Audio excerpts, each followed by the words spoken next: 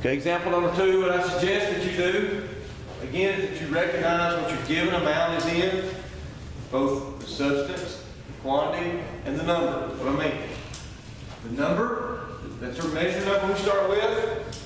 The quantity is gram mass of Cl2, so we're starting at mass of A. Okay? Start at mass of a particular substance. Yes. I can't see that. Okay. You see it up here? Yeah.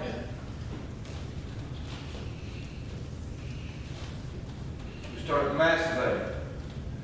Okay, now, what does the question ask you to find?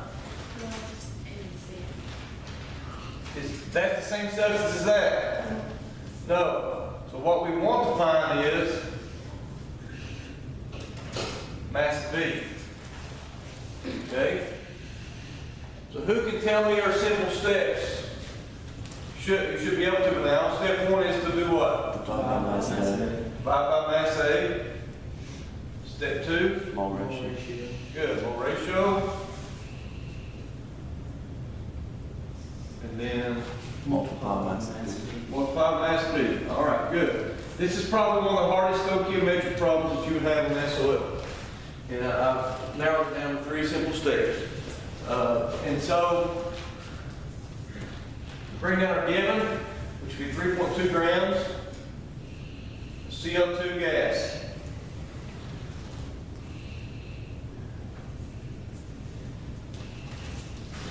We're going to divide by the mass of A, which means if I have 1 mole of CO2, how much does it weigh for our standard? And CO2 would be 2 times the mass of chlorine on the periodic table, which would be 71 roughly.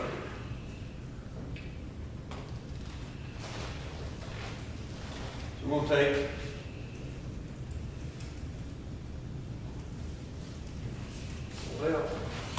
fell below one.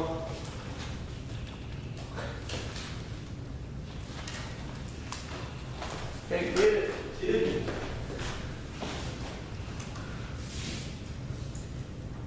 I didn't get down there. There we go. Get up. We'll take, on your calculator, 3.2 divided by 71.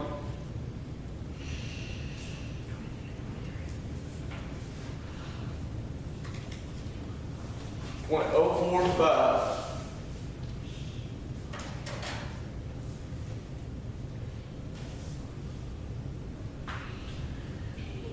Moles of CO2.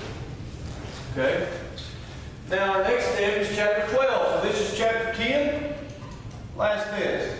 This is chapter 12. The only thing new that we learned in this chapter, which is the mole ratio. How do I set up the mole ratio? Who can set it up for me? To set up the mole ratio, we ask ourselves, what substance does the question ask me to go to? NaCl. NaCl, so it has to go where? The top. The top. That's not hard, is it? Okay? So now the next thing is say, okay, what is the number in front of that? The coefficient? 2. That's not hard. It's the only new thing we've learned. Okay? Next thing I ask myself is what substance is here? Because it must go here. What substance do I want to cancel?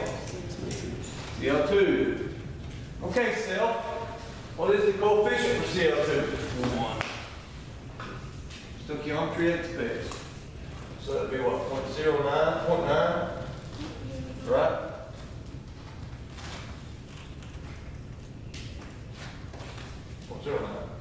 Alright, so it's going to equal, don't come in here because I don't have room. But I suggest on your paper, you just keep carrying it out underneath your steps. Okay? 0.09 moles of NaCl. Because look what we've done. Grams of CO2, grams of CO2. Moles of CO2, moles of CO2. It's the only thing left. Okay, that's how you keep track of what you're doing. What's in the top is what you have left. Well, that was canceled out there, so then we have that left. So we got 0.09 moles of NaCl3. Step 3 is what? Multiply by mass B. Multiply by mass of B. Just because I've memorized it. 1 times the mass of sodium is 23. Plus 1 times the mass of chlorine is 35 more. 35.5 more, which gives 8.5. And again, that's over 1 mole of NaCl because that's our standard mass. Our standard mass is how much is one way. Again, the question we have in class is why do we not use the coefficients here? Because our standard mass comes from one of those little boogers. All right? And over here, it's one of those apples is how much it weighs. The only time we include the coefficients is in the step 2, the mole ratio, when we go from moles of one substance to moles of another. So it's 0.09 times 58.5.